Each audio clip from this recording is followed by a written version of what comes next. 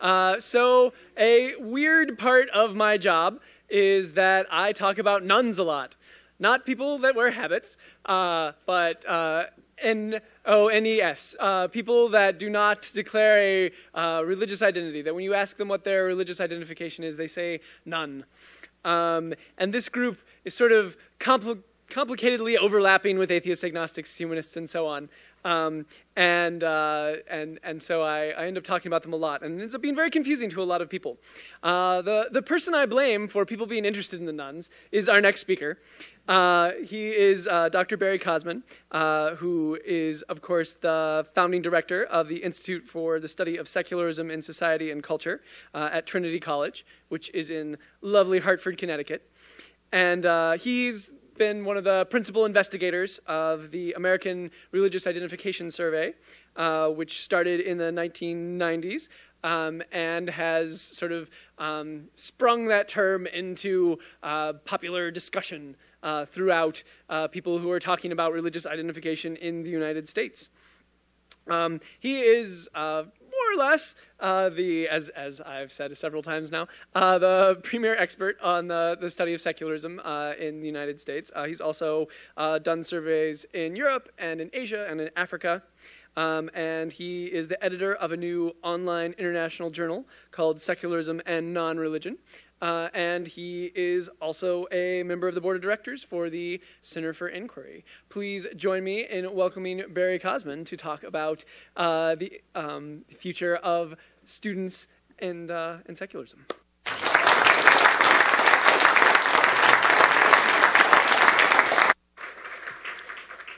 Thank you, August. Well, good evening, everyone. I, of course, come here to enlighten you on your favorite subject, yourselves, and your cohorts.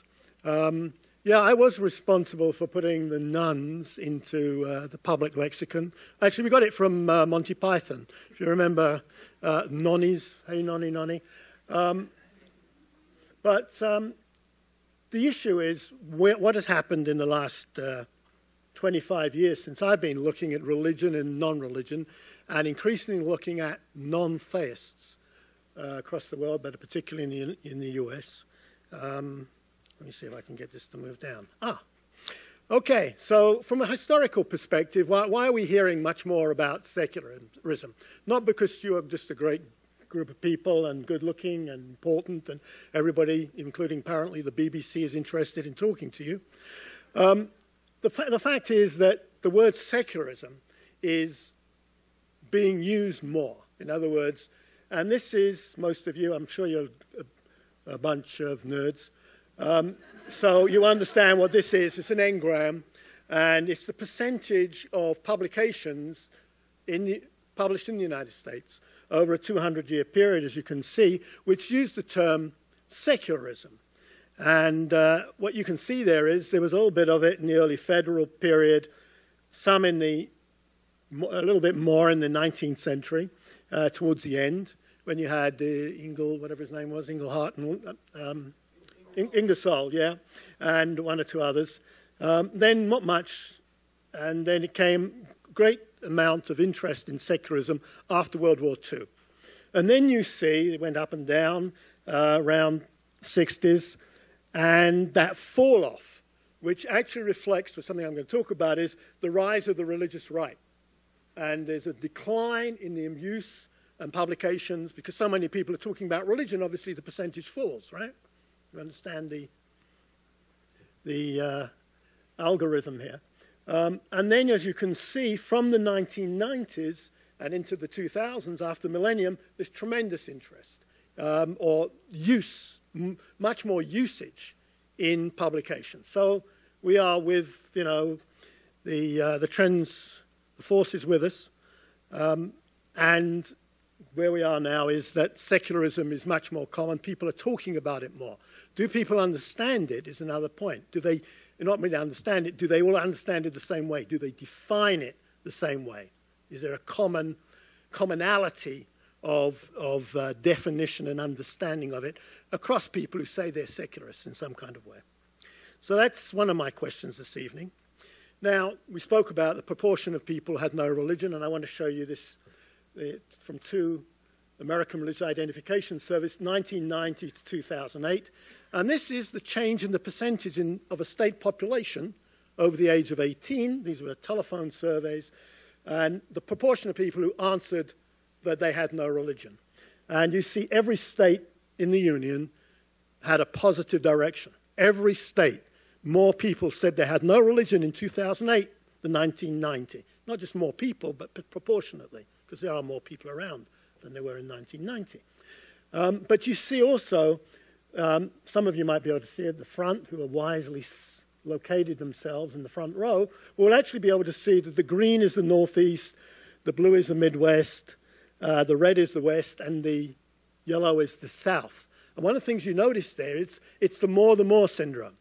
That the Northeast and the West, more people became secular or said they had no religion.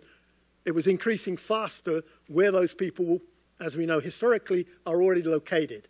And the South, this is the yellows, the proportionate increase was much less, although it still went up. So, and it's part of what we've seen in the country. We talk about polarization politically, but there's also a very clear regional polarization. There are different regional cultures in the United States over the issues that we're all interested in.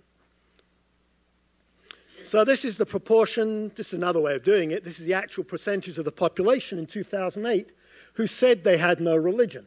Now, what you can see quite clearly is the Northeast, the state with the largest number of people who said they had more than 25%, 1 in 4 people in Vermont is the least godless state. No more disasters up there than anywhere else. So, and I don't think the crime rate is higher than anywhere else, because despite all these terrible non-theists. So, those areas are not the places where you seem to have social problems.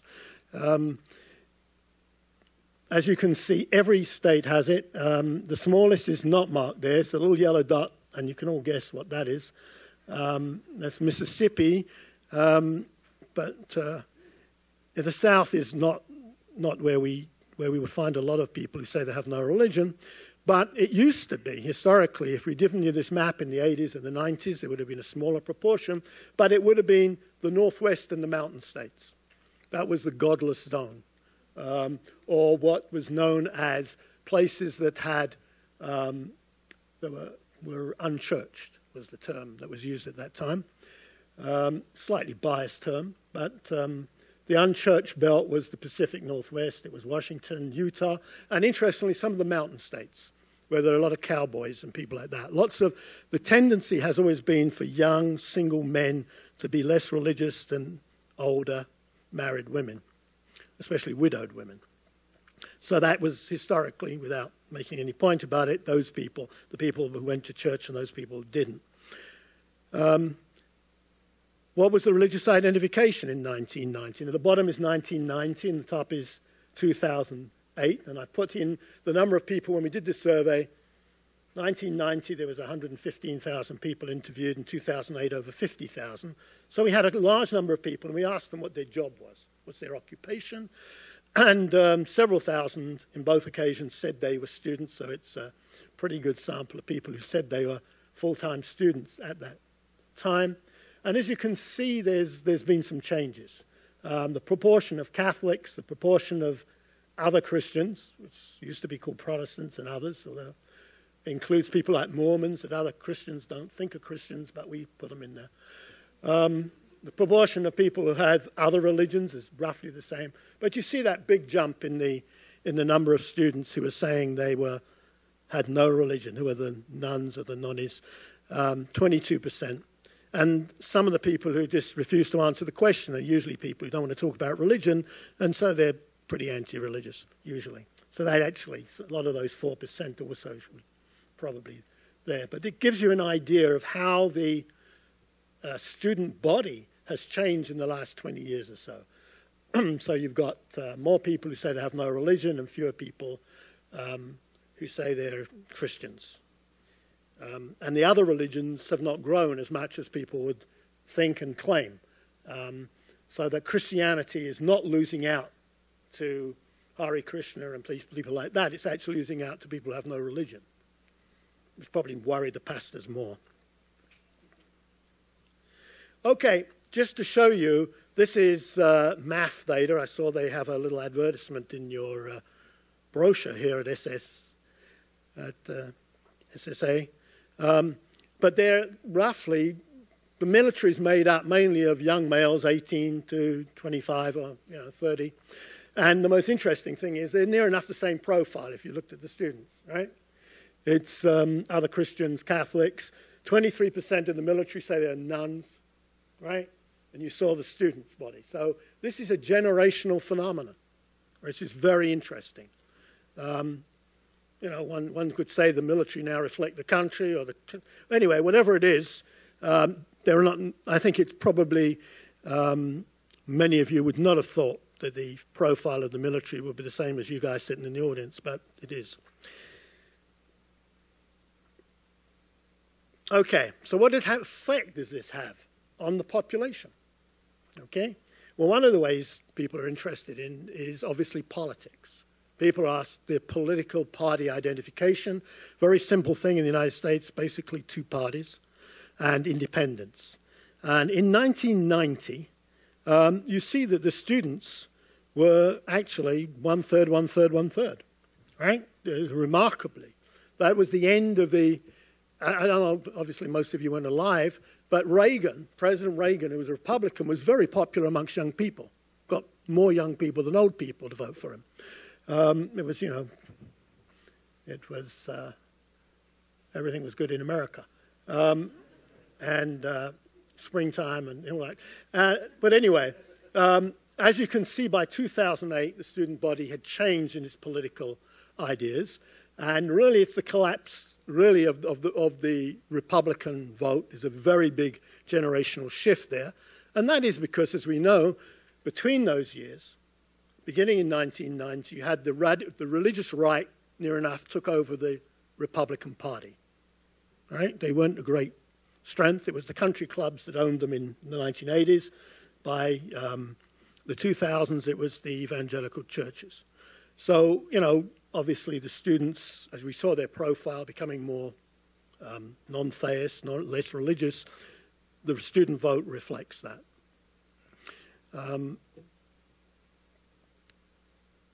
So that puts it in some kind of generational background. I'm just giving you what's happened in your lifetimes, as it were. Now, where does this no religion population come from? These are national statistics. These are adults. But of course, the adult population of nuns is biased or skewed towards young people, right? There are more young people, all right, more young people in their 20s saying they have no religion than people in their 80s. So let's take them quite clearly. People who said that one of my parents was of no religion was 16%. Both my parents were of no religion were 9% of all the nuns. So in other words, only 1 in 4 people who say they have no religion today comes out of a household that was non-religious, at least had non-religious influences, right? Which means that 3 and 4 people are first-generation non-religious. You understand what I'm saying, right? You got a quarter of them have got some kind of free-thinking background. Now, we asked them, well, how do you identify at 12, which is an interesting age, but I won't go into child development now. But it's where children begin to make some choices.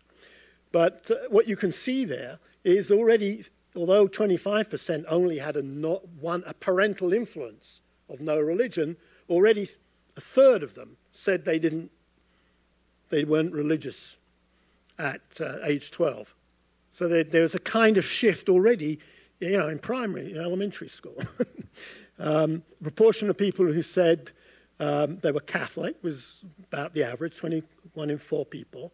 People who said they were Christians. And so that's the makeup of the groups of people, most of them, who've gone over. And one of the things you see there is that Catholics are well represented, but, for instance, the Baptists are less likely to about 18, 19% of the country is Baptist. They are not coming over to no religion as much.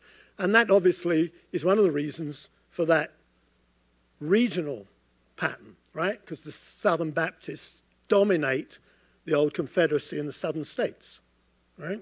So that, you know, at least the religious background makes sense in terms of the findings I showed you earlier.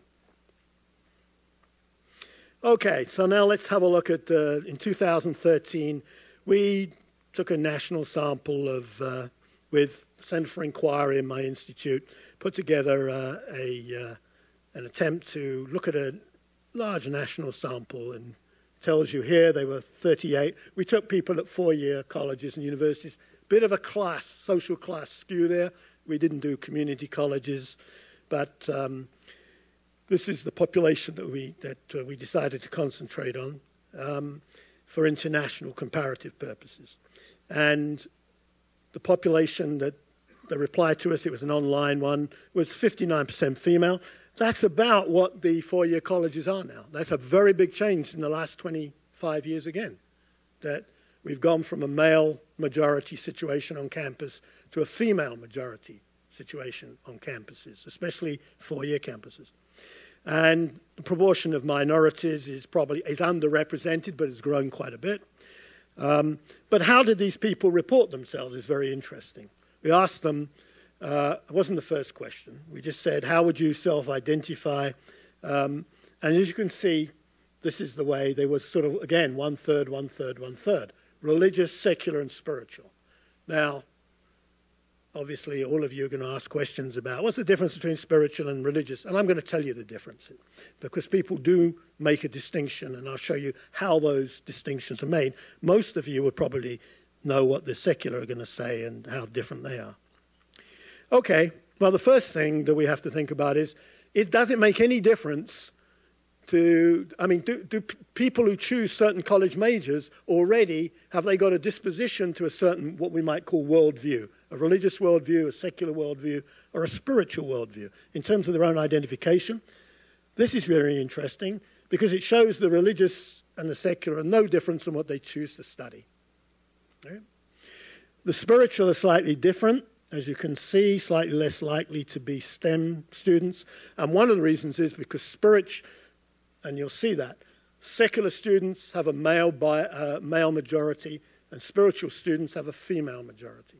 And that's one of the reasons why the choice of major is different. But the interesting thing is the religious are a co-ed group, and they're not much different in choice of subject discipline to the secular. So if you had some kind of prejudice that they're all dummies, that, you know, they're not no more than anybody else. All right, so what do secular students believe about God? Now, again, these people have identified themselves. They're asked, do you consider yourself, is your outlook secular, religious, or spiritual? And these are the answers about God to those people who said, the 28% who said they were secular. And as you can see, of the students who said they were secular, 42% are clearly atheists, and 35%, I guess, could claim to be, Bs are agnostics, Cs are kind of deists, and not many people who said they're secular, you know, in E and F, very, very small numbers of people are secular. So if you ask if people are secular, it tells you something about God. If you ask them about question about God, it would help you to identify people who are going to say they identify secular, right? There's a high correlation between those two questions and patterns of response. Okay, so do religious and secular people, do these students who identify as religious look religious? And do the people who say they're secular, apart from their belief in God, do they walk the walk as well as talk the talk? And yeah, well, you know, if you're religious, you believe in miracles, because that's what the sacred texts tell you that happen. They also tell you that there's life after death. Otherwise, you know, that's what you're investing in heaven. And, you know, ghosts and spirits are around. Yes, you know, some of them believe that. Karma is around for some religions. And, you know, not so many believing in reincarnation as you might think. because there aren't so many Buddhists and Hindus in that population. Look at the secular. Yeah, there's a number of people who say they're secular that have some of these beliefs. But on the whole, not a lot, right? 80, 90% of them will say no to some of these things, which the religious are very clearly answering positively towards or think occur. So again, there's a clear differentiation between people who say they're secular and people who say they're religious amongst today's students.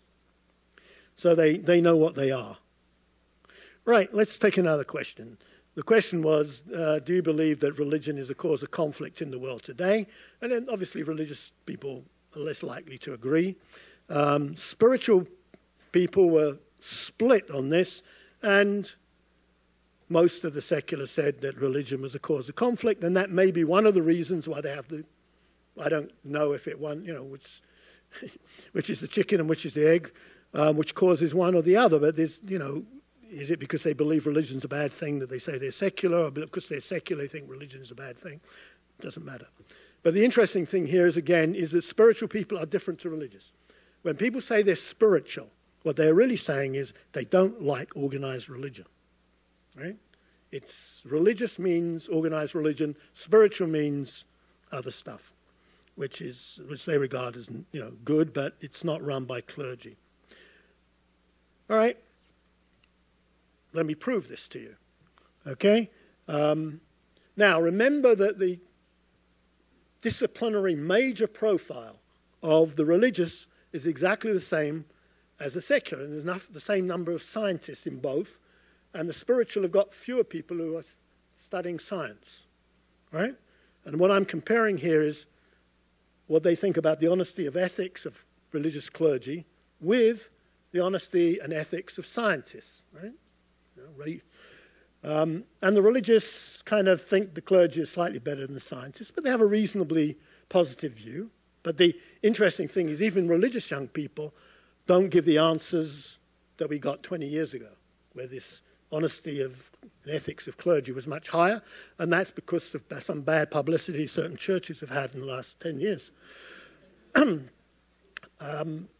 Now, some secular people are very, open-minded and free-thinking and all the rest of it. So they're not told, 1 in 4 thinks that the honesty and ethics of clergy are okay, but they are much more likely to think scientists are there.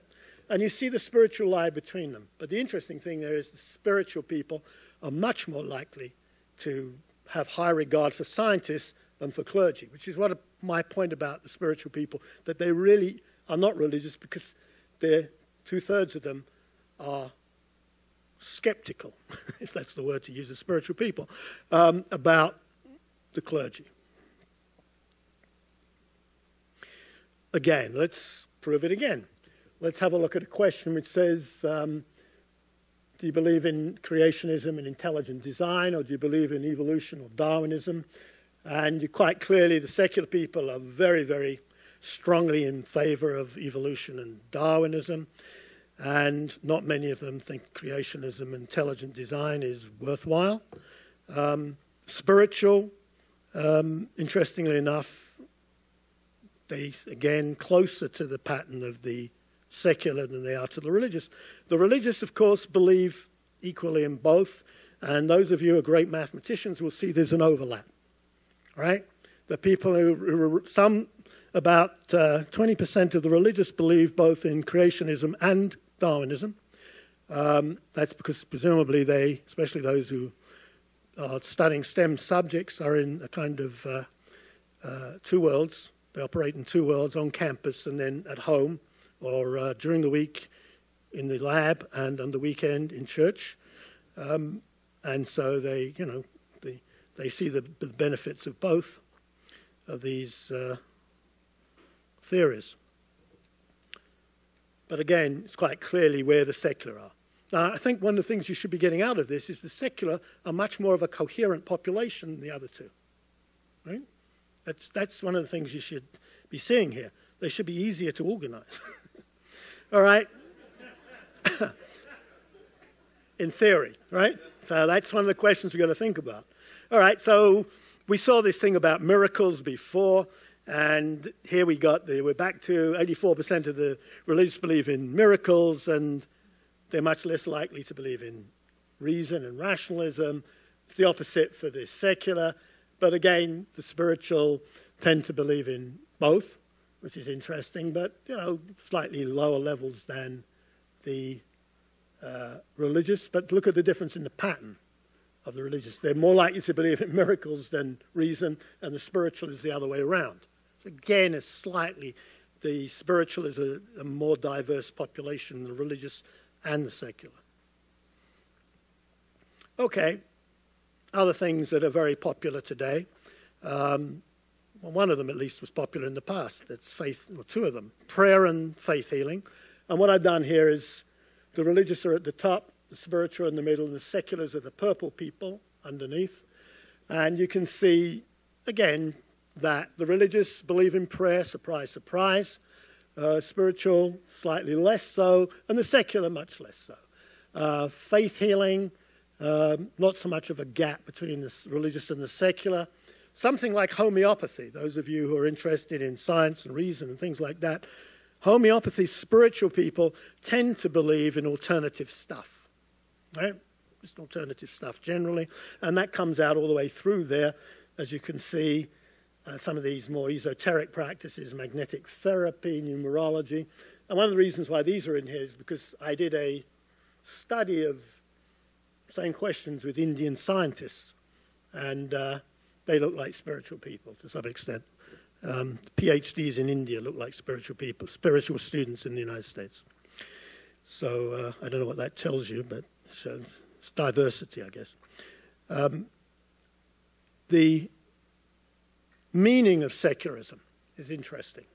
How do these three groups perceive the word secularism? And again, you could answer yes, as you can see. Those of you sharp mathematically will see that they were separate questions. And you could answer yes to any of those.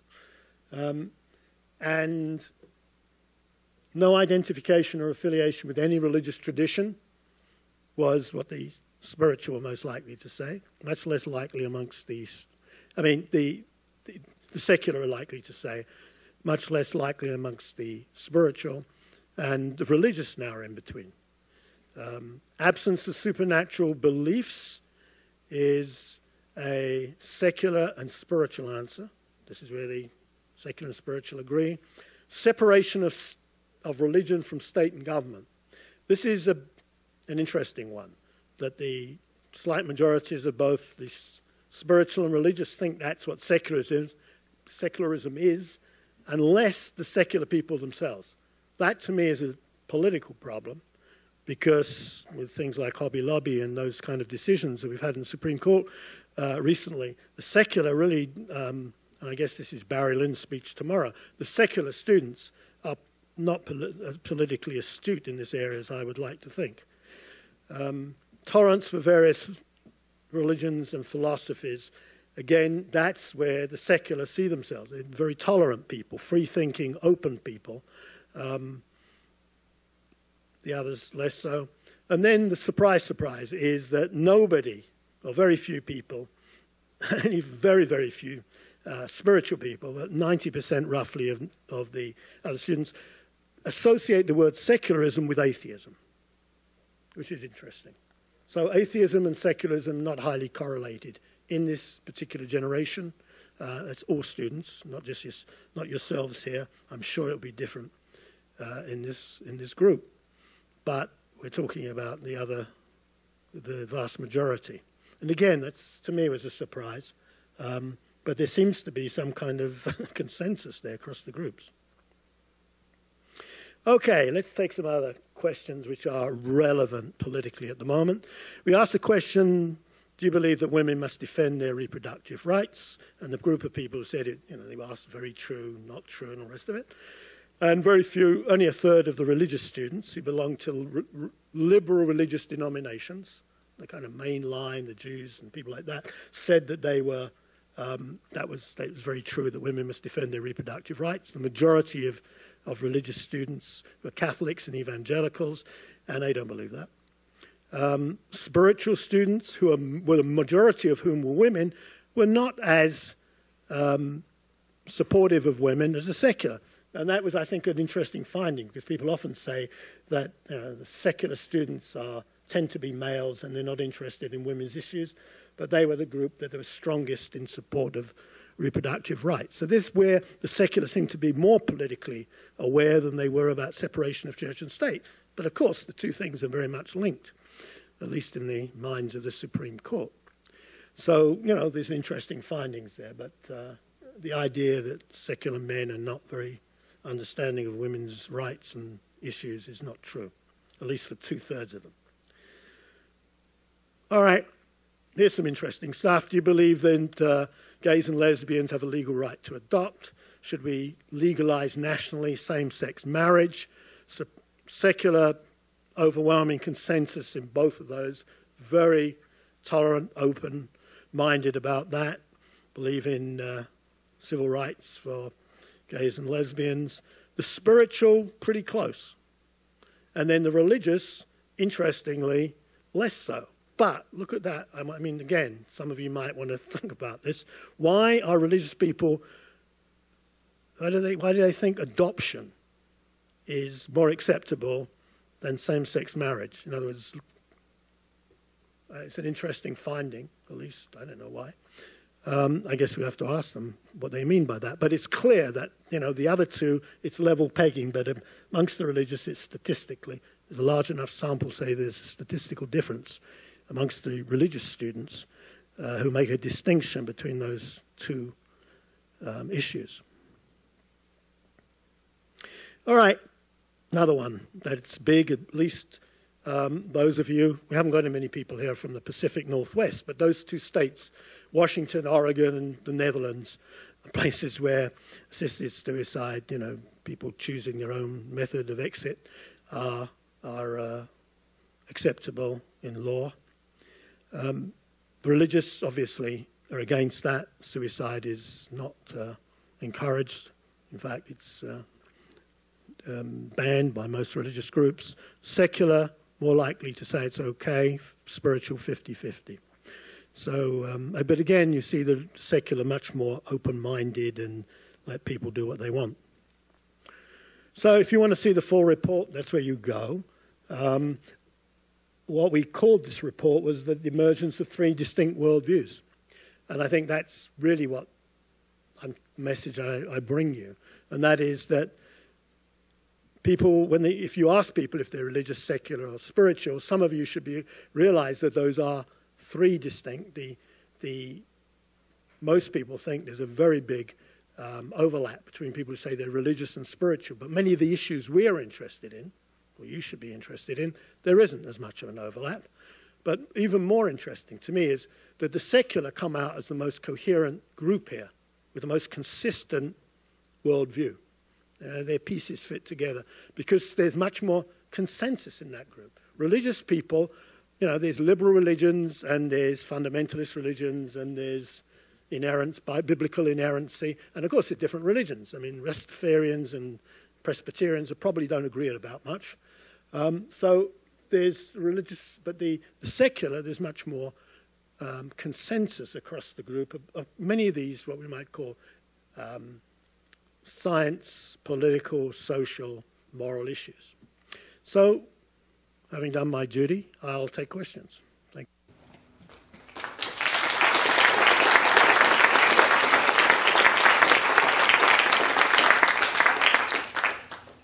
Yes, sir. I know you're focusing mostly on students, but do you have a figure overall for what percentage of the U.S. population you would say is secular by the definition you've provided here? No, remember, it's not my definition. Okay. This is people self-describing, right? Okay. Voluntarily. How would you describe yourself? Would you describe yourself as religious, secular?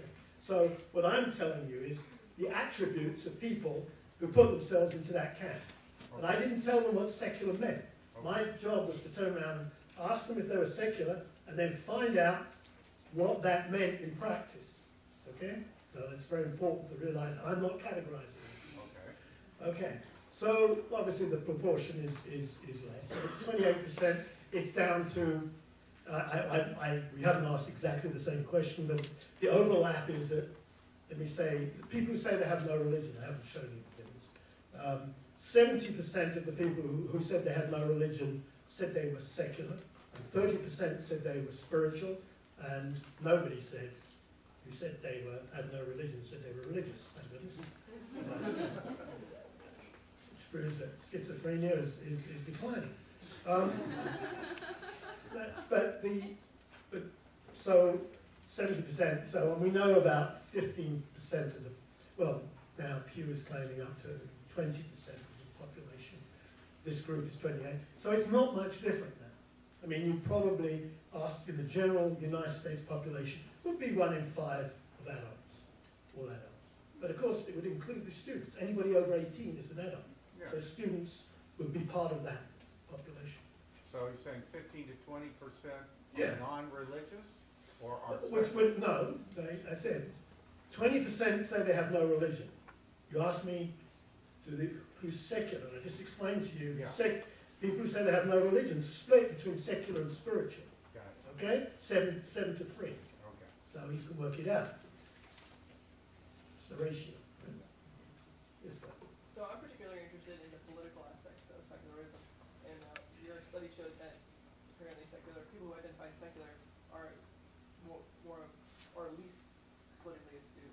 My question is, what are your thoughts? No, I didn't mean. I didn't say they were least politically astute. I said they were the ones.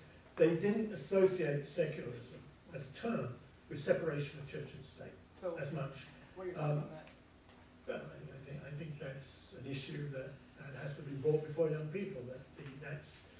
That if they're in favour of reproductive rights and religion causing wars and all the rest of it, they have to make that jump into the issue of separation of church and state. That's crucial. Do you think there's a reason that that's not already happening? Well, I think part of it is the general, what do you want to call it, dialogue that's around in society. The separation of church and state is not made clearly enough. I don't know, I guess it's because one thing is very important to realise is that people who say they're secular with these attributes, who are 20% of people with no religion, and of these students, fewer people in the US Congress today with no religion, let's say, fewer politicians say they have no religion today than were at the Continental Convention in 1776. So that's very important to realise, right? And the founding fathers were much more anti-clerical than the politicians today. You know, this faith-based stuff, well, Jefferson and Franklin and the rest of it, not into faith-based. So it's important to realise that it's the underrepresentation in the political class of secular people that is a very big issue in this country. Yes, sir. Given the diversity of viewpoints among people who classify themselves as spiritual, and given the diversity of religious traditions that they seem to think are valid, how do you accurately define when a person is spiritual? Again, I come back to you. This is a self-definition. What I did, these people said, I'm spiritual. Then I asked them questions about homeopathy and women's rights and what they thought to try and get what that meant. This is not the opposite way. They haven't turned around and said, we didn't say, I didn't, on the basis of their answers, make them spiritual. I did on the basis of their self-identified, right? I said, are you a tennis player, right? And then I would ask you, do you go to the golf course very often, right? And then, you know, or to the tennis court. And then you'd say, oh yeah, tennis people are more likely to play golf, are less likely to play golf than tennis, and maybe they're more likely to play basketball than golf. That's what tells you. But you've already identified yourself and put yourself in that category. It's very important to understand the basic premise of the study. Yes, ma'am. Sir? Yeah. Person in blue, lady. The one with the glasses. One with the glasses, sorry. Oh, okay. Sorry, I couldn't see who you were. I just had a question about, in your survey, some of the secular students had supernatural beliefs. I'm just interested in your thoughts on that in general. Well, 10% did, right? Much less than religious people around. Look, people don't have to be logical in life, right? Right? We can hold opposing opinions, right?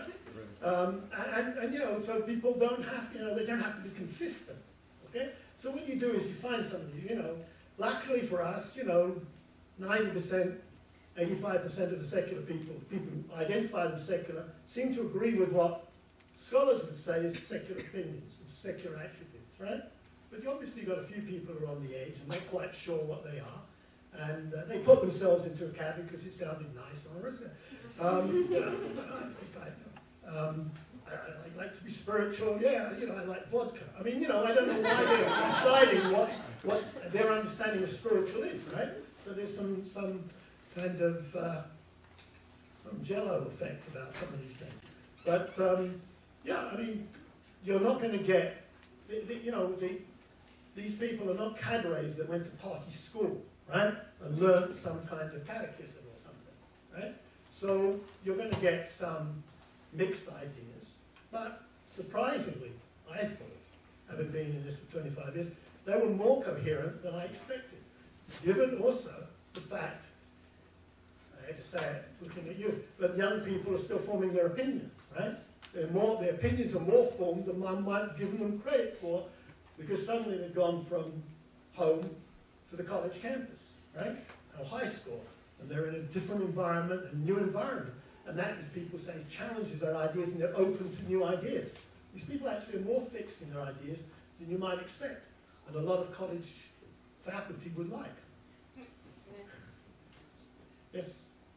Just expanding on that, if going to college challenges your ideas and helps you hopefully have more critical thought processes about your own beliefs, leading to more atheist, agnostic college students, what do you think the survey might look like if we surveyed people in the same age category who've foregone college or have just entered the workforce? Well, that's why I put up the military thing. Those guys are in the workforce. So they weren't much different. And that's why I also showed you the surprising results, people's recollections. Of course, there's a lot of self-justification in that, but what they thought they had, what their opinions were at age 12, right? Which showed a movement there. So I'm not a developmental psychologist, maybe some here, but some of that seems to be happening in quite early ages. Rather than, I mean, the assumption is people who are highly critical of colleges making people godless or whatever it is, some of those chaplains worried about the effects of college, but it may be, it looks like high school or even elementary school is alienating or a few people from religion, or they're thinking at a younger age. So I think it's much less the kind of crucial crisis point psychologically and socially than people imagine. But that's what the data says. I could be proved wrong. Yes, Nicola? Yeah? In conjunction with this question, your study focused solely on students, but I was wondering, have you considered doing a longitudinal study such that would sample the same population size, which would give an indication as to whether or not being in college is really a reason as to why they identify with secularism, or whether they continue to hold those beliefs as they age? All right, well, first of all, if you gave me $1 million, we could do a longitudinal study. The most expensive, keeping a panel that's statistically valid of, 1,000 or more people over a long-term period is a big job. So that's one of the reasons why it isn't done. But what I have done is look at the same cohort of people over a period. In other words, we can look at people who were students in 1990, right? Let's say people who were the generation, were 25 or 18 or something in 1990, and see what they are in their 30s and 40s. And that shows definite movement politically to the left and into no religion of that particular generation, right? Those students that I showed you, 1/3 Republican and 70% religious or more, 80% religious. When we look at those people in 2008, have moved. A lot of them are no longer Republicans and they're no longer religious. Now that is affected also, some of them relates to their marital condition, you know, whether they're married or not, whether they've got children and things like that. So those things are quite important in terms of, but you're right, I mean, the only way to look at this is a panel study. But I would give you the caution that, again, that would only tell you about that particular cohort, right? So in other words, for demographers, the crucial question is it a period effect or a generational effect, right? Did something happen in the 1990s and 2000s to this particular group, or is it, long-term generational effect? The jury's out on this kind of thing. We're just at the beginning of looking at these things. You must remember that when it began in 1990, it was under about 8% of people said they had no religion. So all those surveys that are done, you hear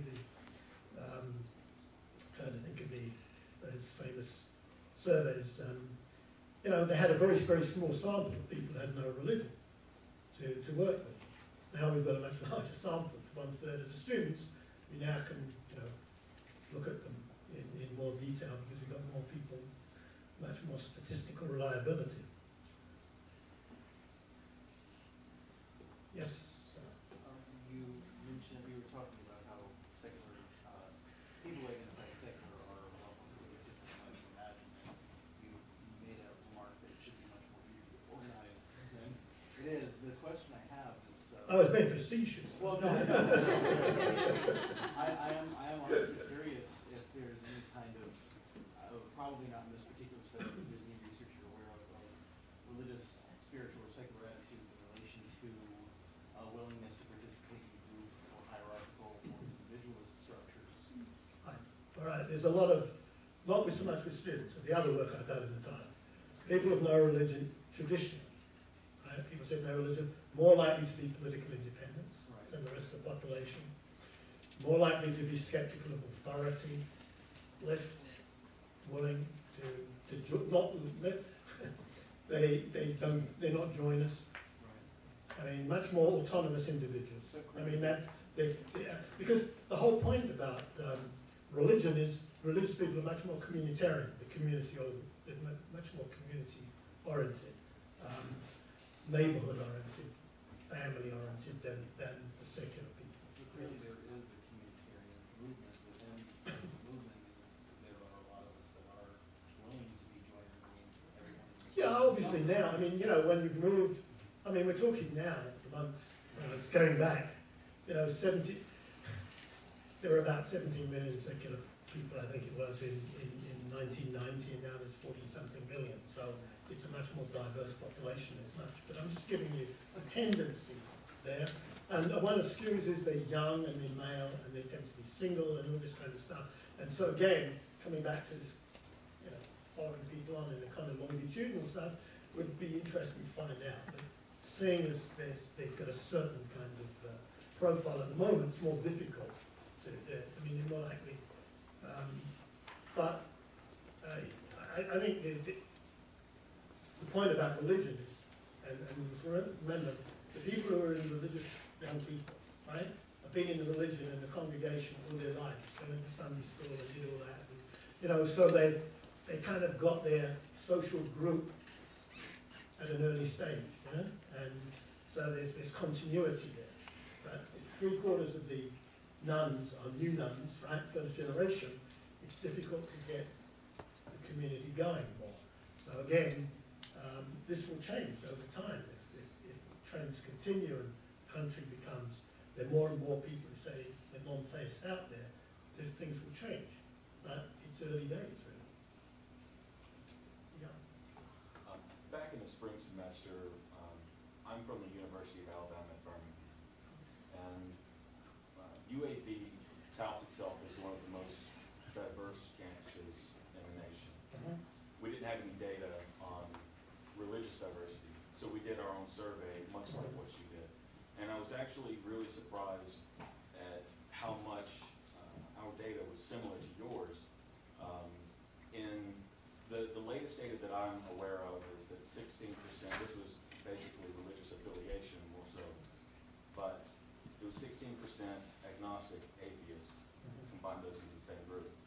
In Alabama, we had 6%, and I know that the state percentages are going to be different than universities, but we ended up having 25 to 26% agnostic, atheist, and then we actually had a separate group of secular humanists. I think that our data was a little bit skewed simply because of our wording on our survey. My question is, how did you go about asking the individual affiliation between these people? Like you said that they are self-proclaimed. Well, there's a number of questions that you use, so you don't just use one question. But the kind of key question we ask is, what is your religion, if any? And they can say Baptist, being no religion, agnostic, whatever they want.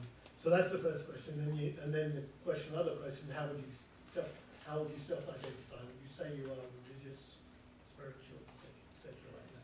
And there's some other, and then the God question. So you put them into that. But you know, it doesn't surprise me that Alabama, a place like that. But studies were done. I've forgotten the guy's name now, in Chicago, a very famous sociologist in the 70s. Going to Catholic school was very good at producing Catholics, but there was a real big cohort, like 25, 30%, who were totally alienated by the Catholic high school experience. Right? Now, because it's heavy, right? Now, you would expect now that the religious political triumphalism of the religious right is undoubtedly alienated a lot of people. And let me give you an example. What happens to the same cohort? In 1990, 60% roughly of the population of Rhode Island said they were Catholic, and 52 or 53% of the population of Massachusetts said they were Catholic. We looked again 20 years later, and Rhode Island was in the 40% something Catholic, and I know that Massachusetts down to 39%. And then you went back and we looked at who had been alienated. And the interesting thing in Massachusetts, we did it, people who were 20, males and females, people in their 20s, people in their 30s.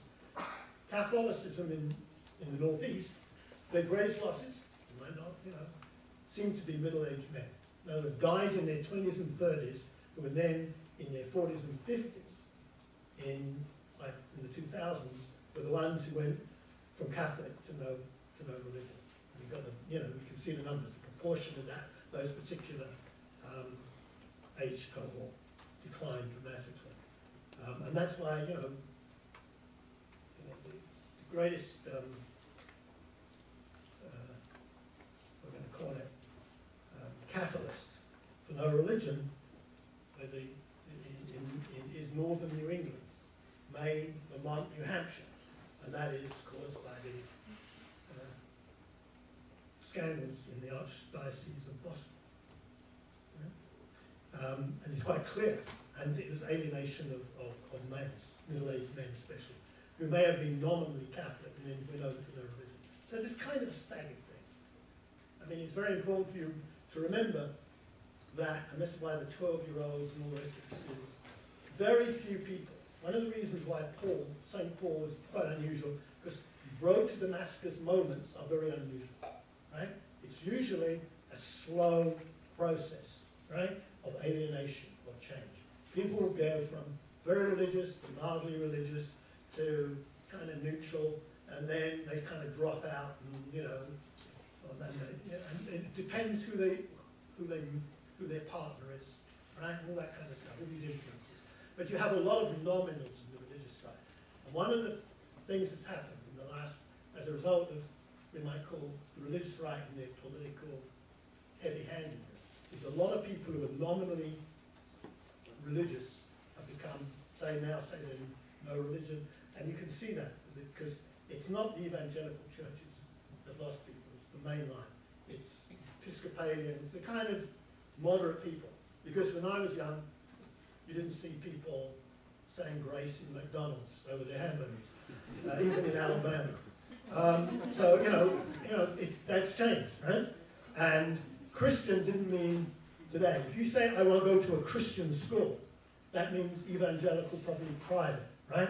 It doesn't mean that I go to Notre Dame or or even Trinity College or something like that. So the term Christian has changed, right? People don't use the term Protestant anymore.